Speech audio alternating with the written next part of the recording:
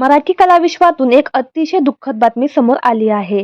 एका ज्येष्ठ अभिनेत्याचे दुःखद निधन झालं आहे. त्यामुळे संपूर्ण सिनेसृष्टीला मोठा धक्का बसला आहे. चला तर जाणून घेऊ कोण आहे तो अभिनेता आणि काय आहे संपूर्ण माहिती. ज्येष्ठ दिवंगत अभिनेत्री रीमा लागू यांचे पती ज्येष्ठ अभिनेते विवेक लागू यांचं वयाच्या 74व्या वर्षी दुःखद निधन झालं आहे.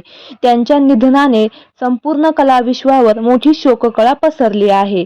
विवेक लागू हे मराठी चित्रपट आणि टीव्ही जगातील एक प्रसिद्ध नाव होते. तसेच ते अभिनेते, लेखक, संगीत दिग्दर्शक अशीही त्यांची ओळख होती. खरी ओळख त्यांना नाटकामुळेच मिळाली होती. रीमा लागू आणि विवेक लागू यांनी 1978 साली लग्न केले होते. एकत्र काम करत असतानाच त्यांच्यामध्ये प्रेम झाले आणि प्रेमाचे नंतर लग्नामध्ये रूपांतर झाले. मात्र काही काळानंतर दोघेही विभक्त झाले. या जोडप्यास मृण्मयी लागू नावाची एक मुलगी देखील आहे.